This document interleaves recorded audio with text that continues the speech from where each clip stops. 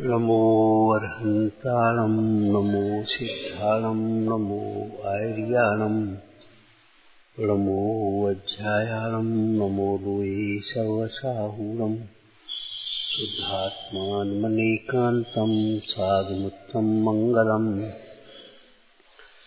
वन्दे सन्दष्टसिद्ध्यर्थं सन्दष्ट्यर्थप्रकाशकम् मंगलम भगवान वीरो मंगलम गौतम गणे मंगलम कुंदकुंदाद्यो जैन धर्मोस्तु मंगलम दीघाया जानि कहे तम कलंक डहे नित्य निरंजन नानमयत्यो परम प्रणवे नमः समय साराय स्वानुभूत्या चकास्ते चित्तभावाय भावाय सर्वभावान्तरक्षिणे।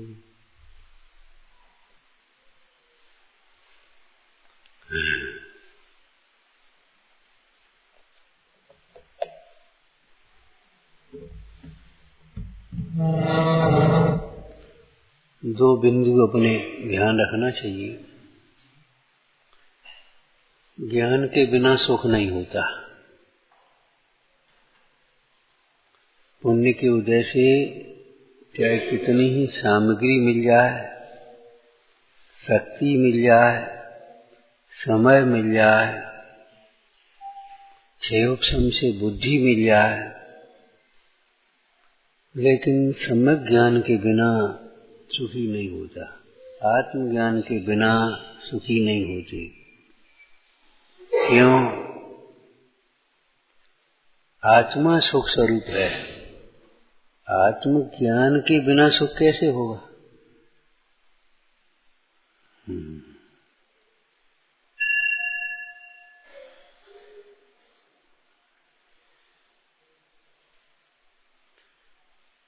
सोने के पात्र में खीर बनाई जाए, उसमें अनेक प्रकार की मेवा डाला जाए, तो अभी मिश्री के बिना मीठी थोड़ी होनी। उपाय क्या? तो मिश्री मिठासमय है। आपको भूसे बना के मीठे फल डाल देंगे, वो मिठास अलग है। दृष्टांत एक देश होती है, दृष्टांत सर्वदेश नहीं घटाए।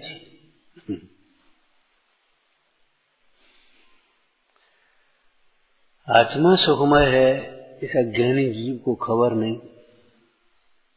अब वो सुखी कैसे हो?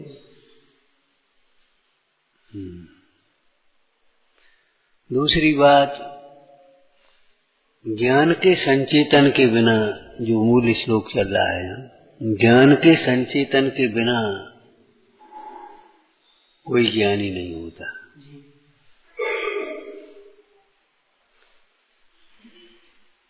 जो ऐसा विचार करते हैं कि हम पढ़ पढ़ करके ज्ञानी हो जाएंगे,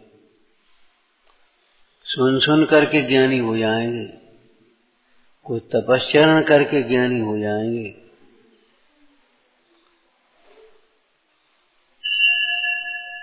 ये आशा ठीक नहीं है। ज्ञान के संचेतन के बिना, इसको अपनी लौकिक भाषा में कहें तो ज्ञान स्वरूप अनुभव किए बिना कोई ज्ञानी नहीं होता।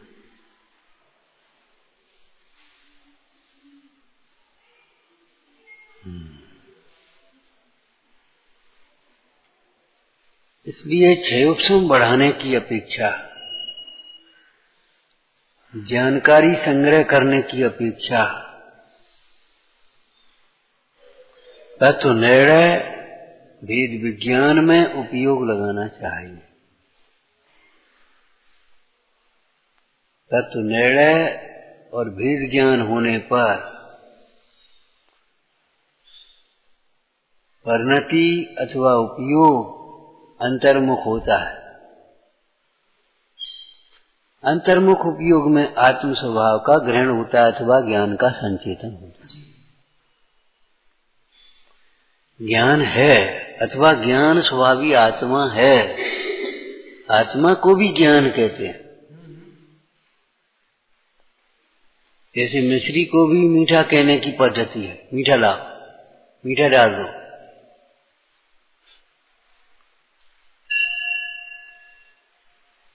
ऐसे ज्ञान को भी आत्मा कहेंगे। आत्मा को ज्ञान एक गुण भी है, ज्ञान को अकेले को ज्ञान परिणमन भी है और ज्ञान आत्मा को भी कहते हैं। तो ज्ञान का संचेतन का अर्थ क्या है? ज्ञान के साथ अभिन्न होने पर,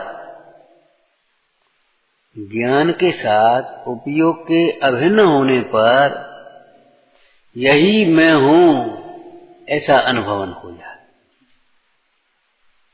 ऐसा भाषित हो यही मैं हूं। जैसे मोह की दशा में बढ़ता है धन और ये लगता है कि मैं धनी हूं, बढ़ता है शरीर और लगता ये है मैं बड़ा हो गया। परिणमन शरीर में होता है और लगता है ये जीव ऐसा मैं हूं, मैं बीमार हो गया, मैं अब ठीक हो गया।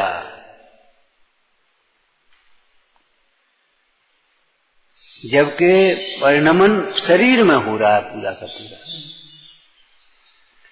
लेकिन शरीर की और आत्मा की भिन्नता भाषित न होने से ऐसा लगता है कि मैं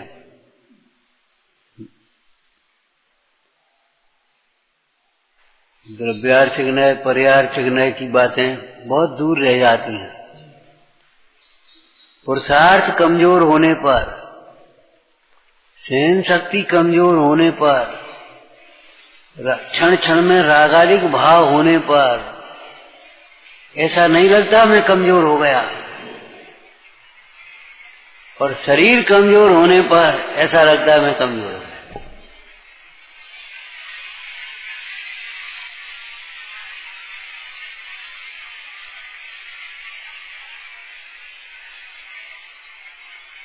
कषायों का और शरीर का दृष्टांत घटा कमजोरी का। जैसे शरीर में कमजोरी हो तो जल्दी से सर्दी लग जाए, जल्दी से गर्मी लग जाए, मतलब उस बाह्य वातावरण से एक जल्दी से प्रभावित होने लगती है।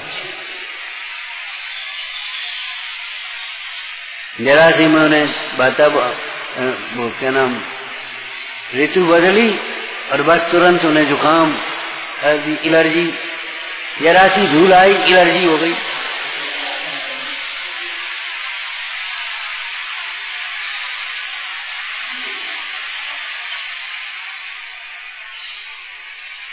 इसको अपन स्वास्थ्य विज्ञान की भाषा में कहें तो प्रतिरोधक क्षमता नहीं रह पाती, कम होती चली जाती।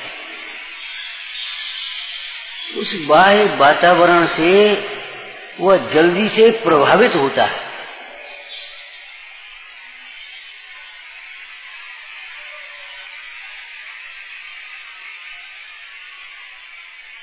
जरा सा कुछ इतना खा लिया, जैसे पेट भारी हो गया, जरा सी धूल लग गई एलर्जी हो गई, जरा सी गर्मी हो गई सुल्लू लग गई, जरा सी सर्दी लगी जुकाम हो गया। वह बाहर की परिस्थितियों को झेलने में समर्थ नहीं रह पाता। जरा से खड़े हुए एकदम चक्कर आने लगे। इससे नाप करते हैं कि कमजोरी बहुत हो गई, बहुत कमजोरी। जरा से अब तो उठते हैं तो चक्कर आते, जरा से बोलते हैं थक जाते हैं। इन सारी बातों की अनुभूति इस जीव को बिना सिखाए हो रही है, किसी पुस्तक के आधार से नहीं, किसी के कहने से नहीं। कोई ये कहे कि मैं कमजोर हो गया, उसको ये नहीं, उसे स्वयं लगता है मैं कमजोर हो गया। कैसे? उस शरीर की। लेकिन जरा से पर पदार्थों निकट आने से वे अपने भाषित होते हैं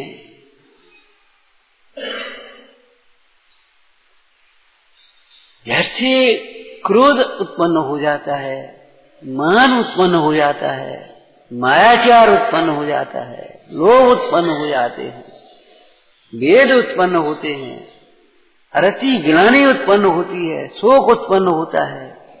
और इस जीव को कभी लगता है बहुत कमजोर हो गए, बहुत कमजोरी, उसकी कमजोरी नहीं, उसमें कोई मतलब नहीं।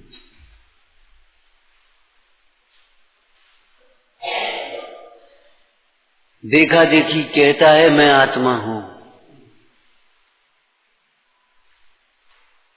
अरे विचारों में भी जिसके आत्मा निरंतर चलने लगे वो भी धन्य भाग समझना।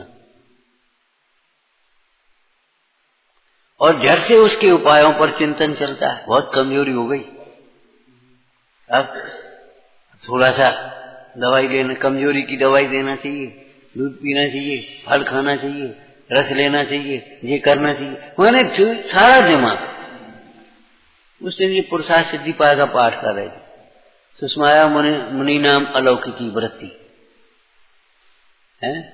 क्या आया? पूरा पूरा बोलो। अनुसरताम पदमेतत् करम्यताचार नित्य निरविमुखा एकांत विरत रूपा मुनीनाम अलौकिकी वृत्ति। अनुसरताम पदमेतत्, हाँ, इस पद का अनुसरण करते हुए, किस पद का? पिछली गाथा से पढ़ो। सर्व विवर्तोत्तीर्णम, सर्व विभावों से पार, जो तेरा शुद्ध आत्मा है, अथवा शुद्ध आत्मा की श्रद्धा ज्ञान अनुभूति रूप ध्यान भावना रूप जो रत्नत्रय है, पर्यार्थ नहीं वहां रत्नत्रय अर्थ कर दिया, ठीक है, कोई दिक्कत नहीं। तो अनुसरताम पदमेतत्, इस पद का अनुसरण करने वाले जीव कैसे होते हैं? करम्यताचार नित्य निरवमुखा, करम्यताचार नित्य निरवमुखा, बोलो। पाप रूप आचरण से विमुख होती है। जीव दुखी होता है, मोही प्राणी, तो दुख दूर करने के लिए पाप के सन्मुख होता है।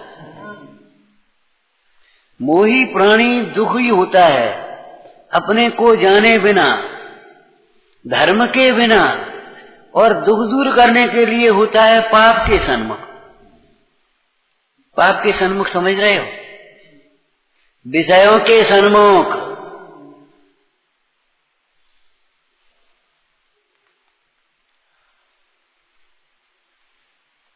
कमजोरी हो गई, अब तुम्हारा उपयोग काय में गया?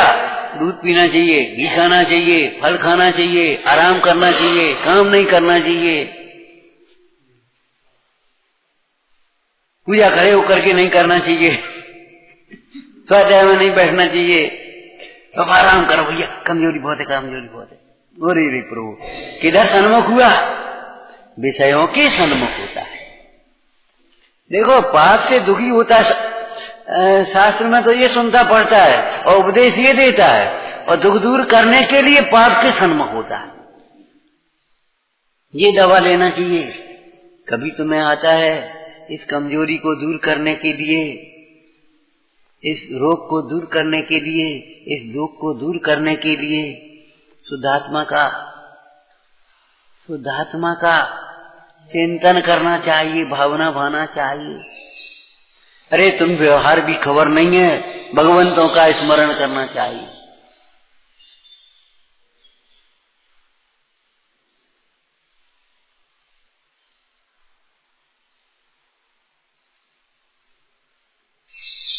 मूलाचार में एक दृष्टांत आया टीका में, जैसे कोई बालक हो, वह वैसे तो मां के आश्रित है ही, लेकिन कोई तकलीफ हो तो मां को छोड़ता नहीं।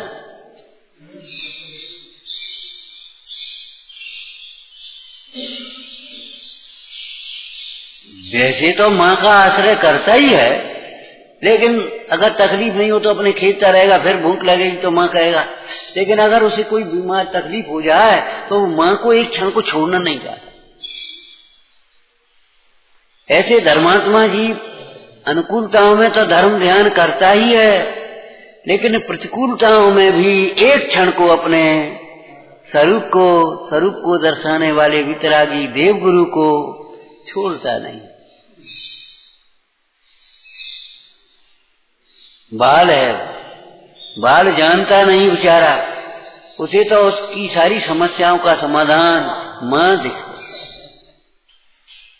हमारा हित मां जान, हम नहीं समझते, लेकिन हमारा हित मां जाने। हमारा काम तो ये है मां को पकड़े रहो। जैसे लक्ष्मण ने कहा न्याय न्याय हमारा बड़ा भाई राम जाने, हमारा काम तो उसकी सेवा करने का है। यहाँ रहता है तो यहाँ सेवा करेंगे, और जंगल में जा रहा है तो जंगल में सेवा करेंगे, हमें कोई मतलब नहीं। हम कौन होते हैं पिता के द्वारा दिए गए निर्णय में अथवा राम के द्वारा लिए गए निर्णय में अपनी टांग अड़ाने वाले? हम होते कौन है? बल्कि पद्म पुराण के अनुसार तो दशरथ ने निर्णय नहीं दिया था वनवास जाने का, राम ने निर्णय लिया था। वात्सल्य से प्रेरित होकर, भवितव्य से प्रेरित होकर राम ने निर्णय लिया था, यहां मैं रहूंगा तो मेरे सामने राम भरत की आज्ञा कोई नहीं मानेगा, और भरत भी मेरी ओर देखेगा बेर बेर, भैया ऐसा कर, भैया वो फलाना है, भैया ऐसा, बेर बेर वो रहा मेरी ओर देखेगा।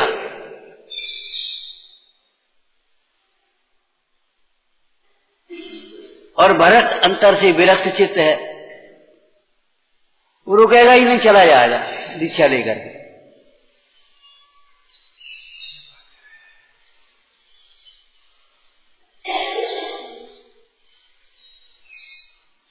हम होते कौन है?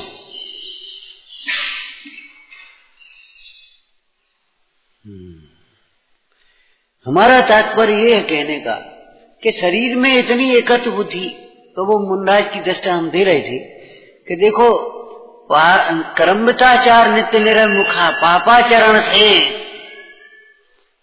वे निरंतर विमुख रहते हैं। क्यों? दुख को पाप का फल जानते हैं। जब पाप के फल से दुख होता है तो पाप से ही दूर कैसे हो जाएगा?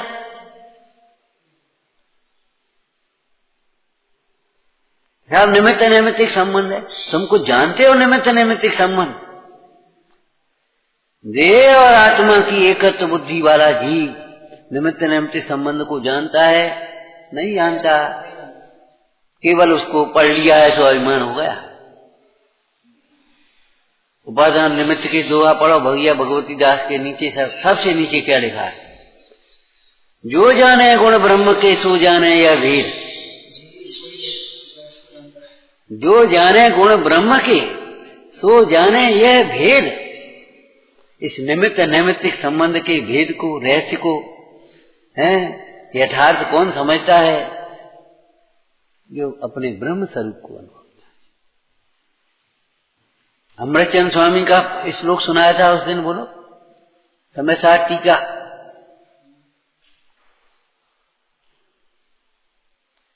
विकल्प कह परम कर्ता विकल्प है कर्म केवलम न जातो कर्त कर्मत्व सविकल्प न सती।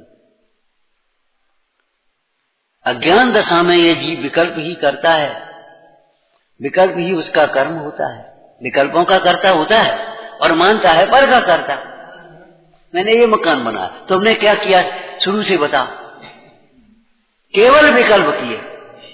यहाँ एक ऐसा मकान बन जाना चाहिए, एक भाई जमीन देख लो, मकान बनवा लो, किराए में कब तक काम चलेगा? अरे रे किराए के मकान में कब तक काम चलेगा ये तो तुम्हें पता है, ये तो विकल्प आया, लेकिन ये शरीर किराए की कोठरी है, इसमें कब तक काम चलेगा ये तुम्हें कभी ख्याल आया? तो विकल्प ही तो किया।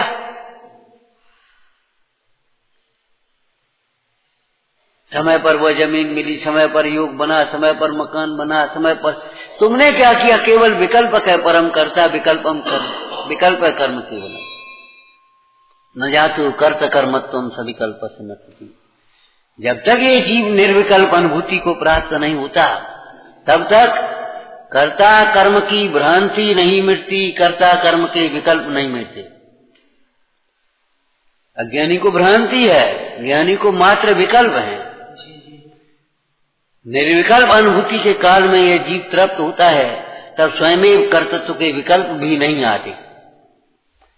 तब विकल्प दशा में ज्ञानी को भी विकल्प आते हैं।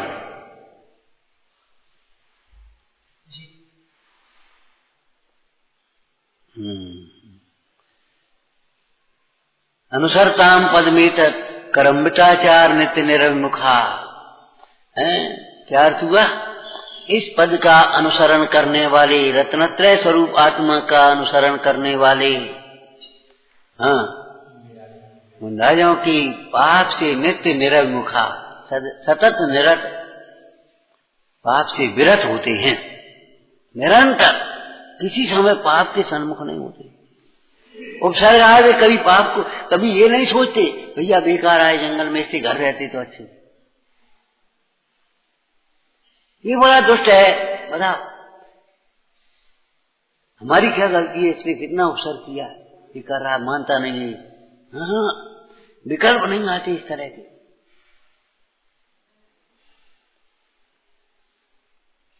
कर्मिताचार नित्य निरमुख, हमारी परिणति पाप से विमुख रहे इसके लिए एक ही उपाय है, अस्थि ग्रहण पूर्वक त्याग होता है। अस्थि पूर्वक नास्ति होती है। अनुसरताम पद में तक, इस पद का अनुसरण करे तो परिणति पाप रूप नहीं होगी। हाँ, आगे चलो। एकांत विरत रूपा, एकांत विरति का क्या अर्थ? एकांत का क्या अर्थ है?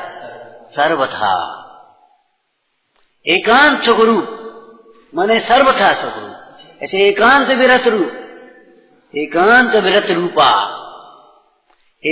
सर्वथा विरक्ति रूप मुनि नाम अलौकिकी वृत्ति। तो हमने इनसे पूछा, मैंने कहा भैया अलौकिकी का क्या मतलब हुआ?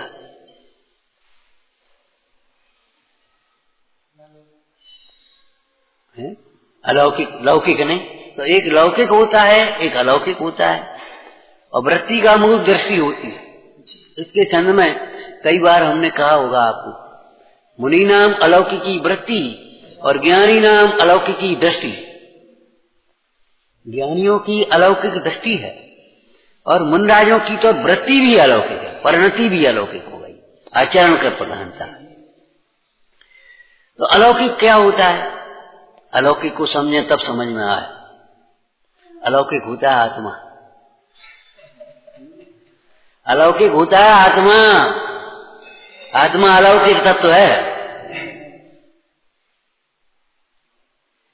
आत्म दृष्टि को अलौकिक दृष्टि कहते हैं और आत्मा की भावना रूप वृत्ति को अलौकिक वृत्ति कहते हैं।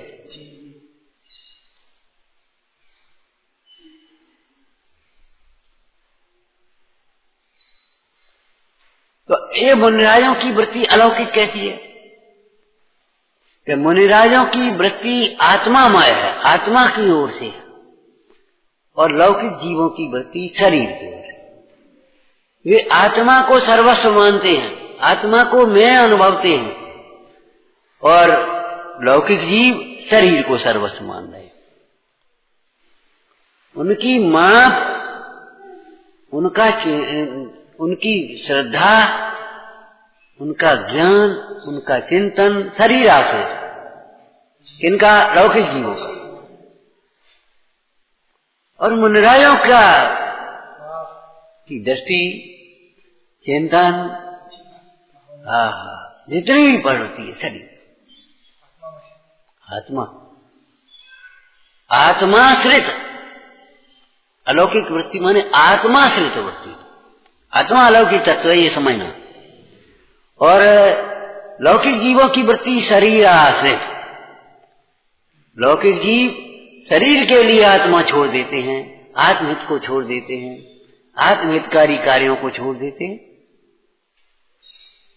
शरीर के लिए छोड़ देंगे तुरंत,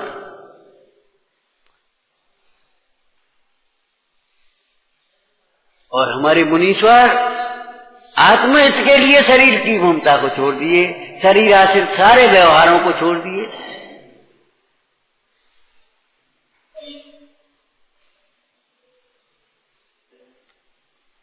लौकिक जीवों की इष्ट अनिष्ट की कल्पना शरीर के आश्रित, शरीर के लिए जो इष्ट उसे इष्ट मानेंगे, शरीर के लिए जो अनिष्ट उसे अनिष्ट मानेंगे। मुनिराज आत्मा के लिए जो इष्ट है वह उन्हें इष्ट समझते हैं, आत्मा के लिए जो अनिष्ट है उन्हें अनिष्ट जानते हैं। अथवा तो लौकिक जीव बाह्य पदार्थों में ही इष्ट अनिष्ट की कल्पना करते रहते हैं, इष्ट अनिष्ट की कल्पना करके राग द्वेष करते हैं। वे अलौकिक वृत्ति वाले मुनीश्वर पर पदार्थों को जानते तो हैं, इष्ट अनिष्ट की कल्पना नहीं। यदि इष्ट अनिष्ट की कल्पना को भी अगर देखा जाए तो आपको बताया था ना उनके लिए इष्ट क्या। अच्छा एक बात बताओ, कोई लौकिक जीव उबड़ खाबड़ जंगल की जगह, जंगल में कौन मानेगा ये बहुत अच्छा स्थान है?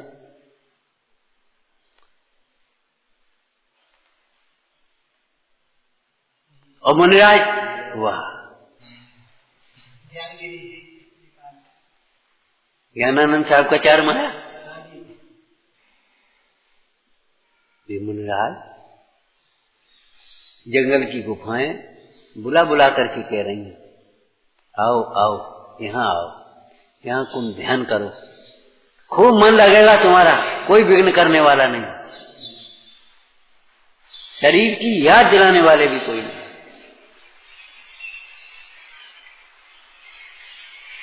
जंगल के जानवरों से डर नहीं लगता उन्हें, बाघ सिंह तो मित्र बराबर, क्यों ज्यादा से ज्यादा शरीर का भक्षण करेंगे, लेकिन मोहियों की संगति का उन्हें भय लगता है, वे हमारे वैराग का घात करने वाले। अलौकिकी वृत्ति, अलौकिकी वृत्ति का मतलब अलौकिक चिंतन है उनका, अलौकिक वचन है और अलौकिक चेष्टा है।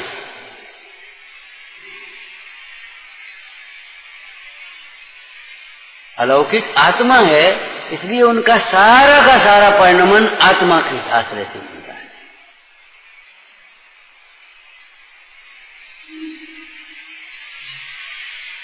एक साथ 2 व्यक्ति चले, एक इधर चला गया एक इधर चला गया, क्यों? क्यों? हमें बाजार जाना है, हमें मंदिर जाना है,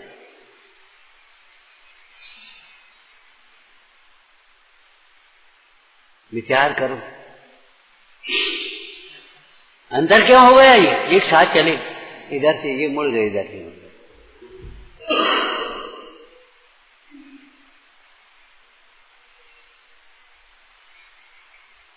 मतलब मुनिराजों की वृत्ति योग रूप है, संयम रूप है। उन्होंने संयम के लिए, योग के लिए, आराधना के लिए संसार छोड़ा है, भोग छोड़े हैं, और ये भोगों के लिए संयम छोड़े।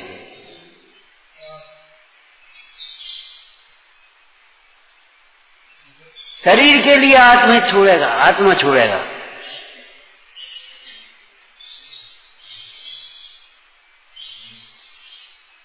लौकिक जीव शरीर के लिए आत्मा छोड़ेगा, भले वो शरीर भी नहीं बने। कल ये चर्चा की थी, बोलो देखो भाई, शरीर स्वस्थ हो, मन स्वस्थ हो न हो, कोई गारंटी नहीं, लेकिन मन स्वस्थ होता है तब शरीर स्वस्थ होता ही है।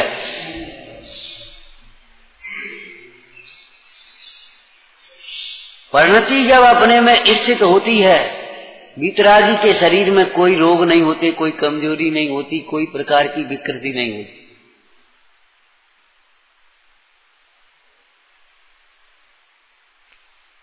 जिसको शास्त्रीय भाषा में क्या कहते हैं, परम औदारिक शरीर। जब परम तत्व की आराधना थी परम वीतरागता प्राप्त होती है, तब शरीर भी परम औदारिक हो जाता है।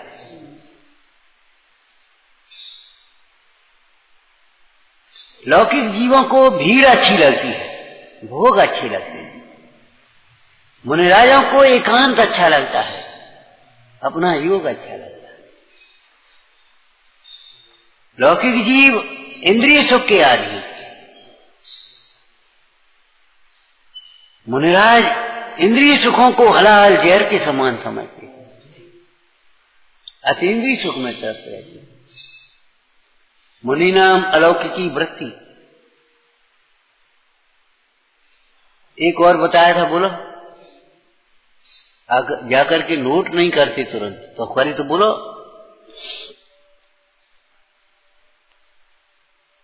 मुनिराज सहज प्राप्त भोगों में भी उदास हैं। लौकिक जीव अप्राप्त भोगों के लिए भी लालायित है नहीं वो हमें मिल जाए।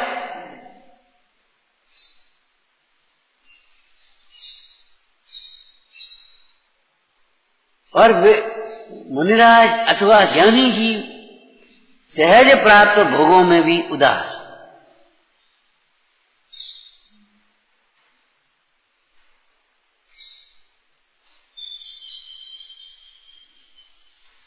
अकेले में भी उनकी दृष्टि संयोग पर, संयोगों का चिंतन करते,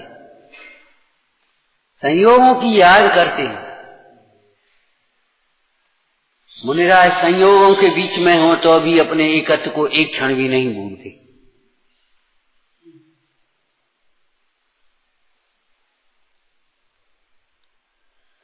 शास्त्र में जो शब्द आया करे उस शब्द का कम से कम भाव भाषण तो किया करो। उस भाव भाषण के बिना अगर केवल शब्दार्थ आ गया, तुम्हें याद हो गए थे उस संज्ञान के बल से, तो तुम्हें केवल ज्ञान का मद होगा, अभिमान आ जाएगा, हमने जान दिया, हम ये तो हम जानते हैं।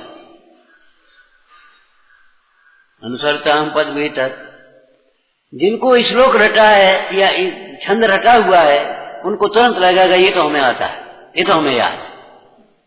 लेकिन एक भी शब्द का अर्थ तो याद ही नहीं है, भाव तो कुछ खबर ही नहीं, और लगता है ये तो हमें आता है।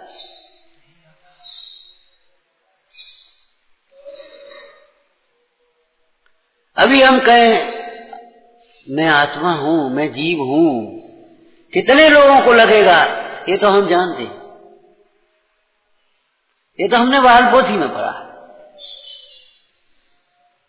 मैं अनादि अनंत हूं, मैं ज्ञान स्वरूप हूं, मेरा सुख मेरे में है, ये तो हम जानते हैं, ये तो हमने समय सार में पढ़ा है।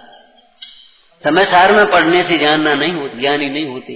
अपने में जानते हो, अपने में पढ़ो। ये तो व्यवहार स्वाध्याय भी बताया था कि शास्त्र पढ़ने का नाम स्वाध्याय नहीं है। शास्त्रों के माध्यम से स्वयं को पढ़ें तब व्यवहार स्वाध्याय है, और स्वयं से स्वयं को पढ़ें अर्थात जाने, पढ़ना नहीं होगा वहां, तब वह स्वाध्याय है। ये तो हम जानते हैं।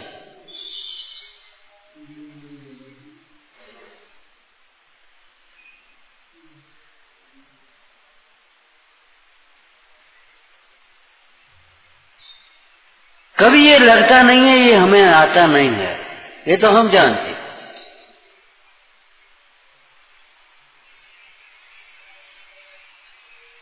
अतीन्द्रिय ज्ञान प्रकट हुए बिना इंद्रिय ज्ञान में ममत्व बुद्धि को कौन छुड़ाएगा?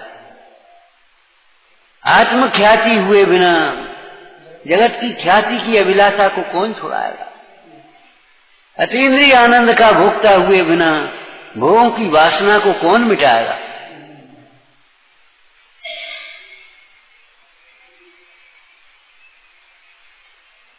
तो ये बड़ी मर्म का वाक्य लिखा है। क्या ज्ञान के संचेतन के बिना कोई ज्ञानी नहीं होगा।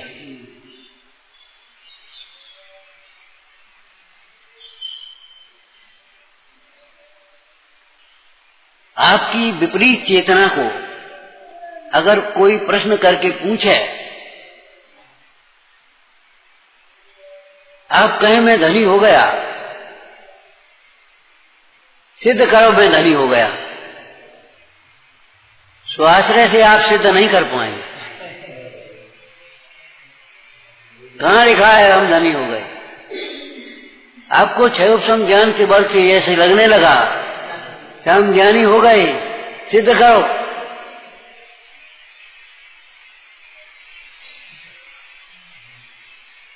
लेकिन लगने लगा अपने आप। तो ये बताओ, ज्ञान स्वरूप हूं इसको यहां क्यों देखते हो?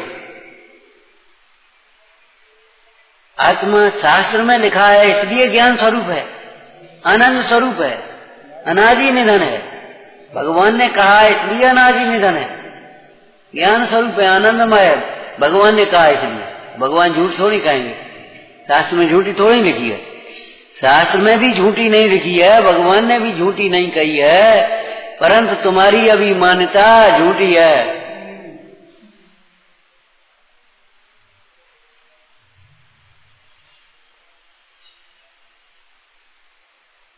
ज्ञान से अथवा ज्ञान स्वभावी आत्मा से उपयोग के अभिन्न होने पर जब ये भाषित होता है यही मैं हूं, उसका नाम है ज्ञान का संचेतन।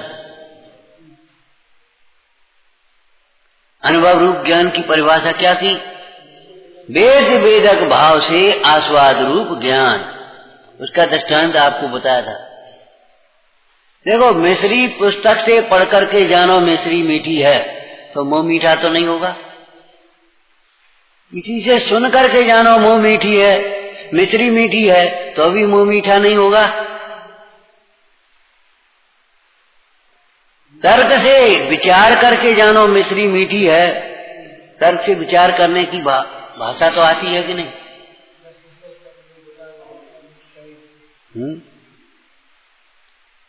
जब मिश्री से बने हुए मिष्टान मीठे हैं तो मिश्री मीठी क्यों नहीं होगी?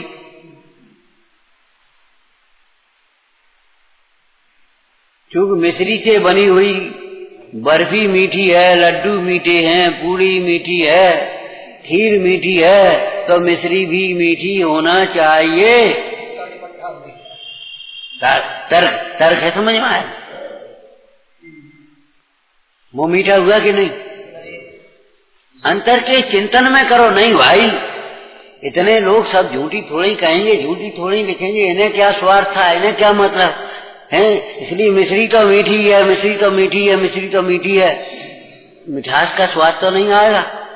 लेकिन ये सब एक भी बातें नहीं पढ़ी नहीं। एक अनजान बालक छोटा सा, उसने मिश्री रखी थी, उसने ऐसी उठाई और मुंह में रख दी। न कहीं पढ़ी, न किसी से सुना, न कोई उसने विचार किया, न तर्क वर्ग की शक्ति अभी प्रकट नहीं हुई है। उसने ऐसे मिश्री की डंडी एक मुंह में डाल दी। मैंने कहा क्या है, क्या क्या? कुछ नहीं, कुछ नहीं। अब वो बस वो छोड़ नहीं रहा। बोलो मिठास है कि नहीं? यह वेद वेदक भाव दृष्टांत है स्थूल रूप से। ऐसे आत्मा के साथ अभिन्न होने पर यही मैं हूं, यही मैं आत्मा हूं, ये नहीं, यही मैं हूं। आप डरते हो इदम ये वेद समझेवा तत्व नंदन चान था, लेकिन इदम इदम क्या करते रहते हो? क्या इदम? आत्मा का लक्ष्य, आत्मा का जो लक्ष्य हो गए तो यही मैं हूं। शरीर ज्ञान में आया तो ये मैं नहीं हूं। शब्द में नहीं आया, बोलने में नहीं आया, कोई दिक्कत नहीं, लेकिन ये मैं हूं, ये मैं नहीं हूं। अब आप जितना भी मापदंड करें, शरीर की ओर से नहीं, आत्मा की ओर से करें। कमजोर वह नहीं है जिसके शरीर की कमजोरी है, कमजोर वह है जिसका मन कमजोर है। जो अनुकूल और प्रतिकूल परिस्थितियों में क्षमता नहीं रख पाता है, वह है कमजोर।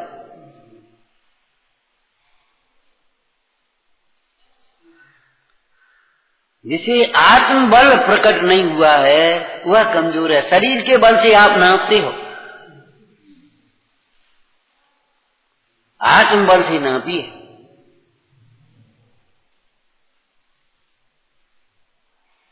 बलवान वे थे, हंसी उड़ा रहा था और वास्तव में कमजोर हो गए थे। याद है कोई प्रसंग महावीर पुराण का? विश्वानंदी मुनिराज जा रहे, कहा तो उस राजकुमार की अवस्था में ऐसा बल, वह पेड़ पर चढ़ गया तो उस पेड़ उखाड़ करके, और कहा मुनिराज फिर हो गए वैरागी होकर के। वस्तु स्वरूप का विचार करें तो वैराग्य होता है, बाहर का लक्ष्य हो, बाहर का विचार करें तो राग होता है। विश्वनंदी राजकुमार युवराज उधर से विजय करके आए। उन्होंने देखा मेरा उद्यान, ये तो मेरा चचेरा भाई कब्जा किए बैठा। अगर बुला करके चाचा कह देते बेटा ये उद्यान तुम भैया को दे दो, वो मचल रहा है, तो उनको बुरा नहीं लगता। इस प्रकार का छल करके मुझे वहां भेज दिया और ये उद्यान दे दिया। अब मैं देखता हूं, तो सेना तो साथ में थी, दौड़े मारने पकड़ने के लिए। बेचारा भयभीत होकर के पेड़ पर चढ़ गया, पेड़ उखाड़ करके फेंका, पैरों पर गिर गया। भैया क्षमा करो, इतना कहा। बड़े लोग क्षमा मात्र से, विनय मात्र से प्रसन्न होते हैं। सोचने लगे धिक्कार है, ऐसे उद्यान न जाने कितने हुए, और बना ले क्या है, छोटा है, छोटे का तो अधिकार है बड़े की चीज पर, कोई दिक्कत नहीं लौकिक में भी।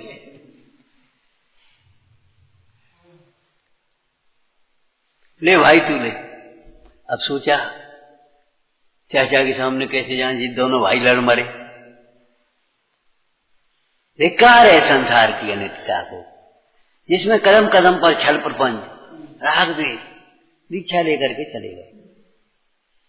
तपस्या के द्वारा शरीर क्षीण होता गया। मासोपवास का नियम, एक माह के बाद आहार ग्रहण करते थे एक बार, और मासोपवास के आहार की चर्या के लिए गए, आहार नहीं मिला, लौट करके आ रहे थे। या आहार करके आ रहे हो, ध्यान नहीं है, देख लेना, शायद मासोपवास का भी प्रसंग देखना, देख लेना, शायद नहीं। चले आ रहे थे उधर से वो, देखो भाई किसी के देने से कुछ मिलता नहीं, किसी के छीनने से कुछ छिनता नहीं। विश्वनंदी अपना अधिकार छोड़ करके आ गए। विशाखनंदी राजा बन गया, लेकिन अपने गुणों से राजा बना रह सकता है। व्यसनों में फंसा, स्वार्थी लोगों से घिरा, राज्य से भ्रष्ट हो गया। राज्य से भ्रष्ट हो गया। ये संपदा भी किसी की दी हुई नहीं है।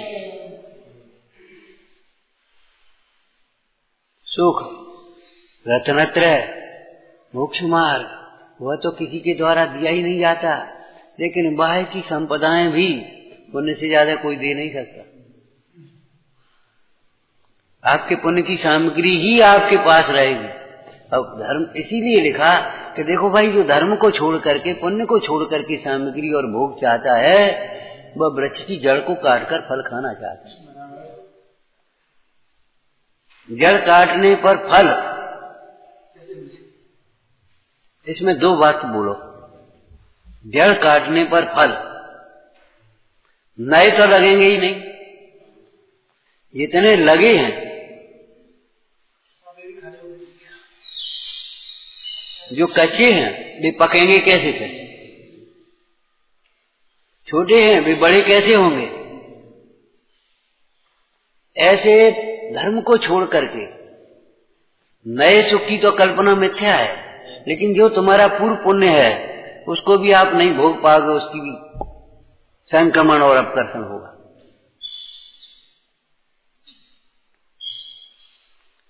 चले चले आ रहे, एक बैल ने धक्का दिया, गिर पड़े। ऊपर से वो देख रहा, क्यों पेड़ उखाड़ने वाला बल कहां गया?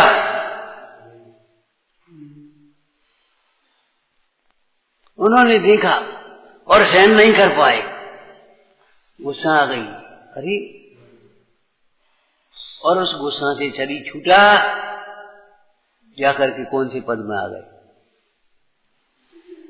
अरे रे प्रभु, कमजोर वह है जो अपनी कसायों को नहीं जीत पाता, बलवान वह है जिसे कसाएं नहीं जीत पाती। कसायों के प्रसंग में कसाएं नहीं होती, वह बलवान।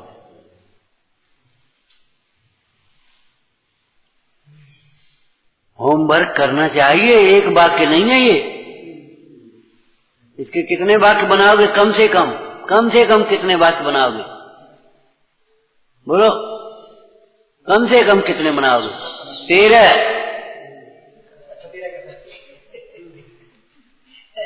क्रोध के प्रसंग में क्रोध नहीं हो, मान के प्रसंग में मान नहीं हो, माया के प्रसंग में माया न हो, लोभ के प्रसंग में लोभ न हो, हास्य के प्रसंग में हास्य न हो, रति के प्रसंग में रति न हो, अरति के प्रसंग में अरति न हो, शोक के प्रसंग में शोक न हो, भय के प्रसंग में भय न हो, और 3 प्रकार के जो वेद लिखे हैं उन वेदों के प्रसंग में वेद न हो।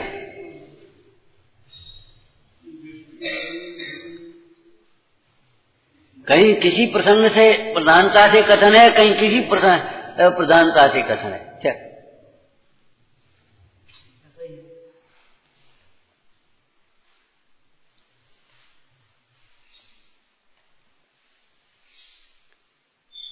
ऐसा बल आत्मा के आश्रय से होगा, शरीर की ओर से देखने से नहीं आएगा। और देखो, शरीर का जो बल है वह कर्म आश्रित है, पुण्य आश्रित है। शरीर का बल कर्म आश्रित और पुण्य आश्रित है। दोनों का अर्थ बोलो। पूर्व में शरीर से जिन्होंने अच्छे काम किए हैं, परोपकार का बल, परोपकार के कार्य किए, अथवा शरीर के द्वारा जिन्होंने आत्म साधना की है, उनका शरीर उस कर्म के उदय से बलवान होता है।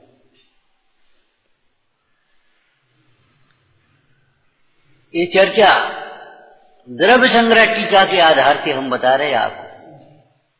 भगवान का अनंत बल, वो अनंत बल की चर्चा वहां करते हुए टीकाकार ने लिखा, क्या बोलो?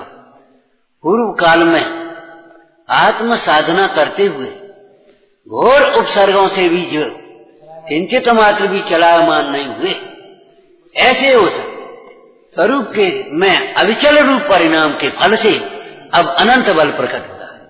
लिखा है तो ऐसे यहां समझना चाहिए। शरीर बलवान कैसे होता है कि पूर्व काल में जिन्होंने आत्म साधना में निश्चल रहे, अपने नियम संयम को नहीं तोड़ा है, तोड़ने का कभी विकल्प नहीं किया। देह छूट गई लेकिन नियम संयम नहीं टूटा उनका। अथवा तो लौकिक दृष्टि से शरीर के बल से जिन्होंने उत्तम परोपकार के कार्य किए, शरीर के द्वारा साधना की है अथवा सेवा की है, परोपकार के कार्य किए, उनके पुण्य के उदय से शरीर बलवान होता है। और जिन्होंने शरीर के बल से निर्बलों को सताया है,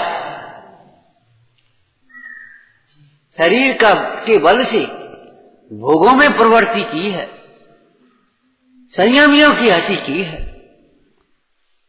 जरा से शरीर के कारण से मोह से अपना नियम संयम धर से तोड़ दिया है, उनका शरीर कमजोर होता है। ये कर्म की बात बताई। वर्तमान की बोलो, जो बार बार शरीर में विमोहित हो रहे हैं, शरीर में और विषयों में आसक्त होते हैं, उनका शरीर कमजोर होता है।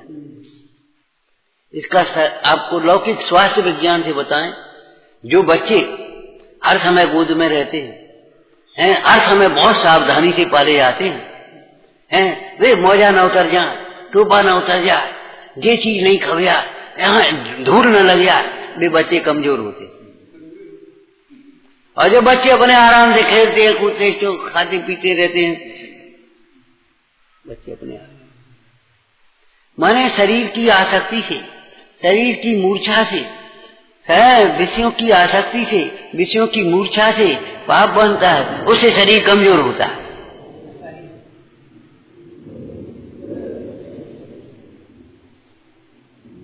मालूम है आपको, ट्रेन में यात्रा कर रहे सर्दी के दिन एक अंग्रेज ने गांधी जी से पूछा, क्यों बाबू एक धोती ओढ़े आपको ठंड नहीं लगती? बोले तुम्हारी नाक को ठंड नहीं लगती। तो बोला एकदम घबरा करके, और तो सब कसे हुए टोपा फूपा पूरा, अपने नाक तो खुली रहेगी तो नाक को ठंड नहीं लगती। बोले साहब आदत पड़ गई है, कि तेरी नाक को आदत पड़ गई, मेरे सारे शरीर को आदत। जितना जितना हम सहन करते जाते हैं उतनी उतना हमारा बल बढ़ता जाता है। जितना जितना सहन नहीं करोगे उतना ही बल घटता जाएगा।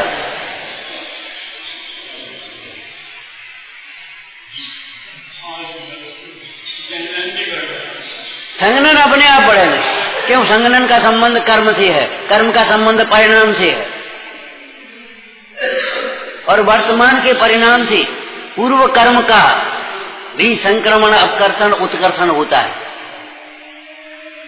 खुलासा करो, बस इतना ही। पाप रूप परिणाम के से पाप कर्मों का उत्कर्षण होता है, और पुण्य कर्म का संक्रमण पाप रूप होता है, बदलना। पुण्य कर्म पाप रूप बदल जाते हैं, और पाप कर्म की प्रकृतियां नहीं, पुण्य प्रकृतियां जो संक्रमित नहीं होती उनका उत्कर्षण होता, अपकर्षण होता है, और पुण्य परिणाम से पुण्य प्रकृतियों का उत्कर्षण होता है और पाप प्रकृतियों का अपकर्षण होता है अथवा संक्रमण होता है।